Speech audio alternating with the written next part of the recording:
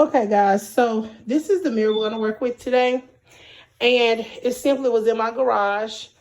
I bought it secondhand several years ago, so I put all kinds of stuff on the edge of it. We have round circle mirrors. We have Mod Podge with glitter. It is just a mess. But we're going to try to clean her up and make her back fabulous. Okay? And, you know, she has some damage here. So I know that I'm going to need to put something that's texture on there so you won't see all those bumps and bruises. Okay? So this is what we're going to work with today.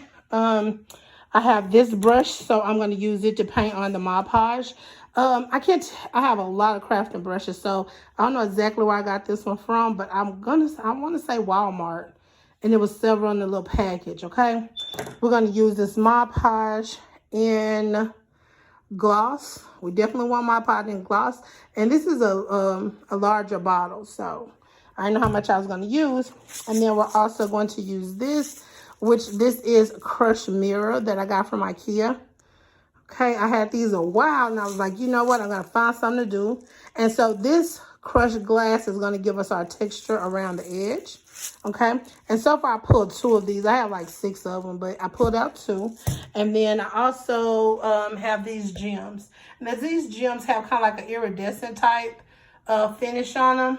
And I got these from Walmart. I think they were probably $2 or $4. And what I'm going to do with the gems, and I'm going to actually run the gems around the edge. So it won't be like a demarcation line around there. I want it to kind of blend. So I'm going to put the gems around the edge, and I'm going to put the crushed glass in this section. Okay. So I'm going to get started. Okay. Okay, guys, this is going to be step 2. So I've applied the Mod Podge around the edge, and then I'm going to go in with the crushed glass, and we are just going to sprinkle, and we're going to overdo it, guys. We're just going to overdo it. So I'm going to show you about how thick I want to get it, and then I want to finish it and come back. So this is what we're looking at now. Let's get some on the edge here.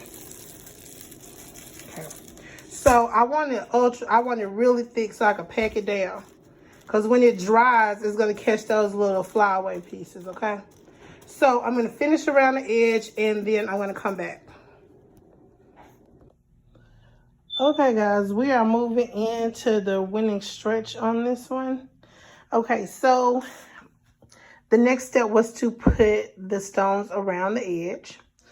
And let me show you the ones I'm using. Again, it is going to be just these peel and stick ones I got from Walmart. But you're just going to peel these off. They're self-adhesive, and just attach those to the edge of the mirror. So I put these on because you see there's a little indenture or a line of demarcation from the stones to the mirror. So I just added these along the edge. So it'll draw your attention away from the edge if it's not quite put together. So I did it halfway around, and we are going to finish putting these around, and then I'll show you the final product. Okay, thank you. Okay, guys, and there you have it. This is the final product, and the stones are around the edge. Now up top, I can do a little fixing up there, but this is the final product. One thing I did learn while I was working on this is the stones around the edge, they did not work well by themselves.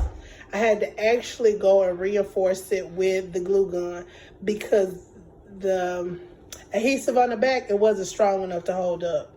So I had to reinforce with some glue gun. So first I did actual crafter's glue. They were still peeling off, so I did glue gun, and I tacked it in the beginning and end of each row. So that kind of helped out. So this is going to be the wall behind the couch. I'm working to redo my living room, and this is my first start. So I will see you guys in the next product. If you have a question, leave a comment below, and I'll see you guys later.